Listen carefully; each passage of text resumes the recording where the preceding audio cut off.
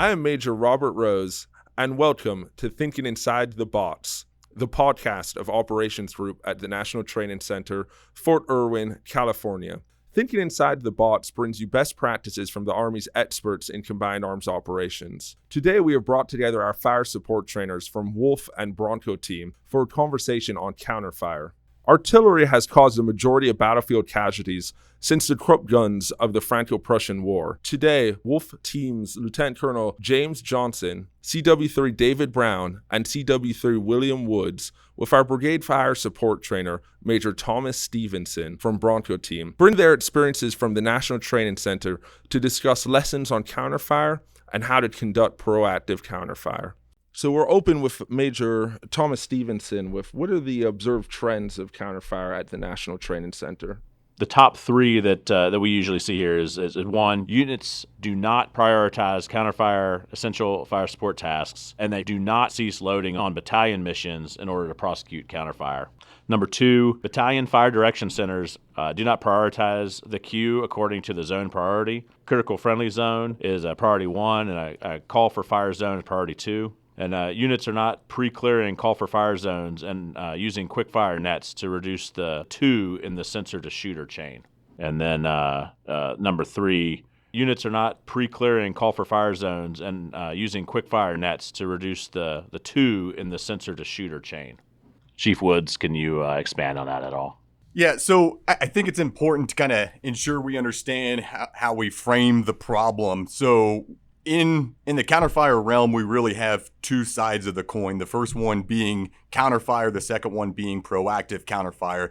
And I think it's important to understand that counterfire overall provides the brigade combat team commander with joint fires in response to enemy fire support systems as they're required. But that is very reactive in nature. And so a lot of the trends that we observe here at the National Training Center kind of show that units are more reliant on the reactive nature of counterfire versus the proactive nature of counterfire. So on the opposite side of the coin would be the proactive counterfire, which is us specifically going after the fire support system to include their C2 sensors, platforms, and logistics before they can engage friendly forces. Ultimately, this generates multiple dilemmas for the enemy commander and allows for us to engage the enemy in a time and place of our choosing versus theirs. So anytime we could get into the enemy's decision-making cycle, it's a win for our side. And so some of the trends, as Major Stevenson just articulated, units they don't place an emphasis on zone management, specifically the call for fire zones or the critical friendly zones. FA battalions prioritize just the first mission that is in their box from a fire direction center standpoint, which delays our ability to attrit the enemy, and that has second, third order effects. From the proactive side, ultimately, organizations struggle to utilize pattern analysis to assist with synchronizing their detection and delivery assets. They do not target fire support high payoff targets with all their available assets, both organically and in the joint realm. And then a lot of units struggle to have their FA Battalion S2 integrate within the BCT's intel warfighting function to focus field artillery intelligence on how we could target this fire support system proactively. Chief Brown, can you do us a favor and highlight why reactive counterfire is not a viable option for training units at the NTC? Even in our doctrine, the quickest time we're required to, process a fire for effect mission is something like 3 minutes and 30 seconds. Or 3 minutes and 40 seconds, whatever it is exactly. It's more than the displacement time of many of the self-propelled threats you're going to face here. So it is a, reactive counterfire, primarily counter battery fires. It is a method. It's not the preferred method, but even the quickest units are going to struggle to catch displacing self-propelled artillery here at the NTC. Not only that, Chief, our enemy systems also outrange us. So we're already at a disadvantage. So unless our systems are already at the flot, it's likely that we're not even going to be able to engage those enemy systems with our brigade's organic systems, which means we have to go higher. And depending on priority levels, we might or might not get a higher asset to engage that enemy firing unit. And that also adds to our timeline, too. So the likelihood that they're still going to be there when we shoot at them is low as well. The range ends up being an issue for that as well. I mean, the bottom line is they outrange us. So their logistical nodes are also outside of they're generally behind our shooters or the enemy shooters. So their sustainment is behind that. So it also, it all boils down to range right now. No, so I think you bring up a good point. So what is the solution when we recognize that we need to execute proactive counterfire against assets that are out of our range, or let's draw a hard line, so to speak, beyond the CFL. So what are you seeing in terms of the targeting working group and targeting in general that addresses the problem of range? Well, the targeting working group is the venue to get after that problem. It's probably, the only, well, if not the only, but the best working group that actually synchronizes operations, maneuver, intel, fires. Basically, it's the venue where the commander can see what hire is doing for us. And people normally talk about that in terms of shaping. If you actually get specific in terms of your target sets, you can quantify, like, hey, what exactly we need our higher units to do for us. And again, the targeting working group is the venue where that occurs. And again, if you're facing an enemy that outranges you, that's beyond the division CFL, again, that is the working group, the venue, the time, and the place to actually synchronize that coordination to go to division and either ask for assets. Well, number one, it helps you set your priorities. You can allocate the assets that have been distributed to you. You can ask for allocations in excess of your assets. Again, it's the one-stop shop, so it can't be, the working group that falls off the battle rhythm. It's, the working group where we have to get after this problem set.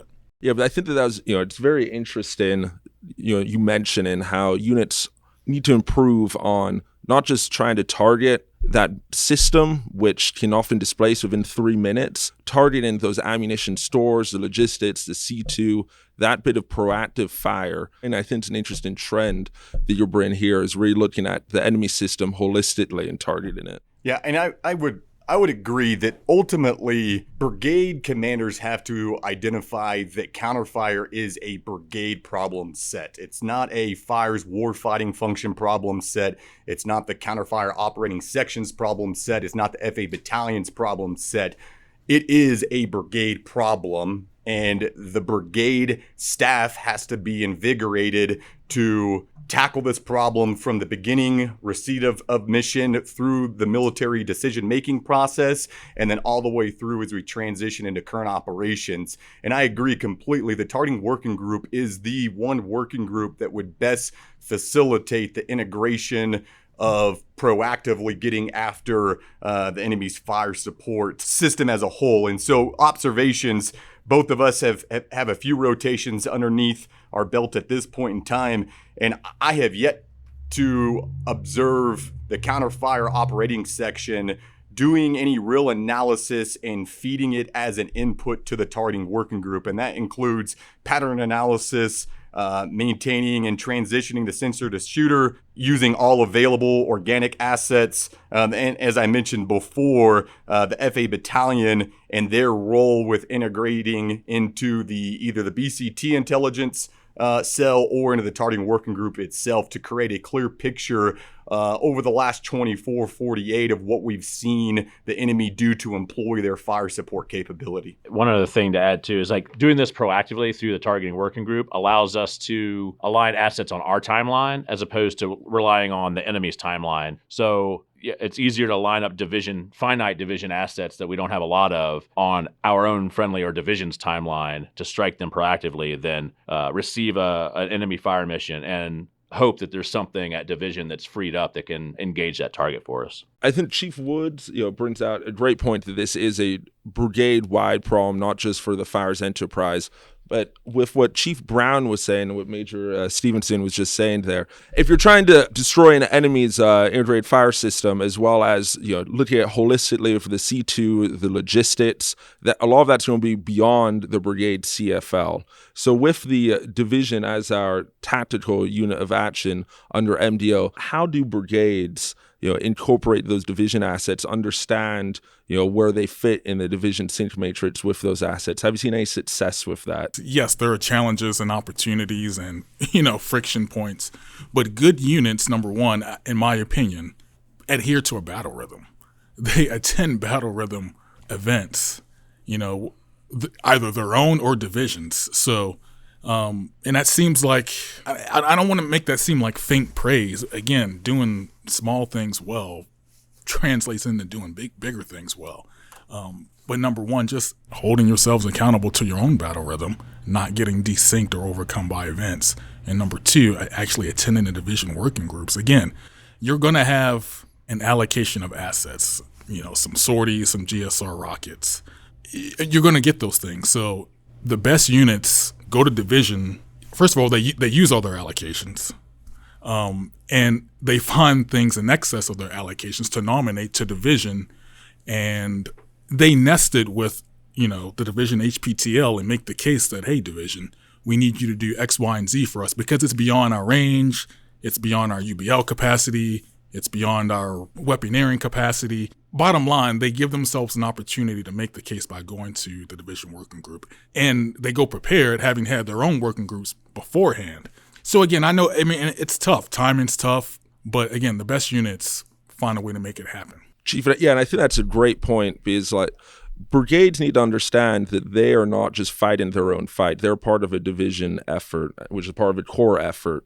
And that when they're developing their battle rhythm, it needs to nest with divisions. And that if they, are trying to get that support from division, they need to understand where they fit in its priority of effort and when they have the assets that they will need. Gentlemen, really what we're talking about here is shaping the deep fight and identifying those targets along the CFL.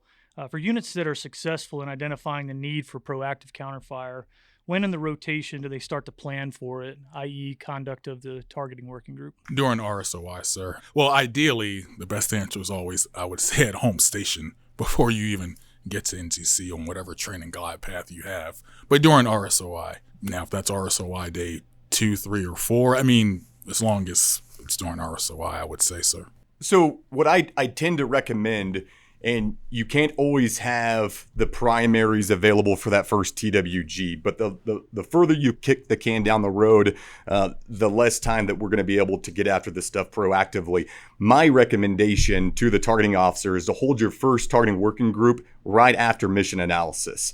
After mission analysis, that's when we have probably the clearest picture we will through the planning process, and not everyone needs to attend the mission analysis brief. And so while your primaries are in the mission analysis brief, can you get the AS2, the AS3, the alternates to be able to attend a targeting working group and get your first set and rep at that process? And I think that targeting working group, if done properly, will help feed the rest of the military decision-making process anyway. So typically, I recommend first TWG being conducted during or after the mission analysis brief. Chief Woods, yeah, thank you for that. And especially talking about mission analysis, I think one thing that units really need to consider is their rear area, the brigade support area, and all of the capabilities that it provides. How are you coaching units to protect those capabilities and increase their survivability? From an indirect fire standpoint, which is really the biggest threat to the rear area, we don't have assets to allocate to those rear areas for their own defense per se. However, if we start in the protection working group, identify those areas we need to protect, and those areas we need to protect should be protected with a critical friendly zone, which will then generate a reactive counterfire mission for that incoming round at the BSA or BEB headquarters, anybody else in the rear area. And it also, like, reactive counterfire, even if we don't shoot it, still generates a lot of intelligence that now we can slip that back over to the BICE, slip it back to the FAO, and he can use that information to help in the next cycle of proactive counterfire. So collecting all that data is almost just as important as shooting reactive counterfire as well. Yeah, the one point I would offer is that the targeting team needs to include the protection OIC in a targeting working group. And if he or she is not nominating areas to be covered as zones to the counterfire officer, then we need to extract that information. So there's a push-pull dynamic, but I don't want to say typically or normally, but it's very, very rarely do I see the protection OICs participating in the targeting working group. And with CP survivability being a big thing, not just for the rotational units here, but a big thing for the Army now, it's of primary importance that that individual participates. So as Major Stevenson said, indirect fire is the greatest threat to Army CPs. So we need to have the protection OIC in the targeting working group, helping us get after proactive counterfire. And command post survivability, it certainly doesn't have any easy solutions, and the solution to it, I mean, it's complex. You're not going to make your command post disappear, but through dispersion, through not giving just any high payoff targets obvious to the enemy, mixed with proactive counterfire as well as reactive, I mean, that's the way that you can make it tough for the enemy to have that high payoff target. Gentlemen, so if a unit was about to come to the National Training Center, what do you think that they should focus on when it comes to counterfire? Well, I'd say the two biggest things during the conduct of a targeting working group that would help units or inform units in getting after proactive counterfire are the enemy event temp and the commander's guidance for fires. Those are really the two data points that would drive the resource request needed to, number one, to detect and deliver against the enemy's indirect fire systems. Again, the enemy event temp and the commander's guidance for fires. So if you're coming here, event temp and commander's guidance for fires. And then finally, any resources you would recommend that units read to help them with counterfires? Yeah, so the warrant officer answer is going to be doctrine. But beyond doctrine, the 131 Alpha community quarterly produces the target tier, and OCs here at the National Training Center, even the Joint Readiness Training Center, write at length about some of the items that we've discussed here today. And so that would be one of the things that I would offer up. Go to the target tier, even if you're not a 131 Alpha. If you're in the fire support or intelligence warfighting function, there's a lot of great material specifically on proactive counterfire that helps get after some of what we discussed. And I would offer that up as something that units should probably review that could help their transition here to the National Training Center and be successful. Thank you, Chief Woods. We'll put a link to those articles in the target tier in our show notes so that you can read those before coming to the National Training Center to prepare yourself. And thank you to Wolf Team as well as Bronco for joining us for the show on counterfire. If you have any questions, feel free to reach out on Mill Suite to our POCs in Wolf and Bronco team for additional information on counterfire and to help you prepare for your rotation at the National Training Center. Thank you for listening to Thinking Inside the Bots, the podcast of Operations Group at the National Training Center, Fort Irwin, California.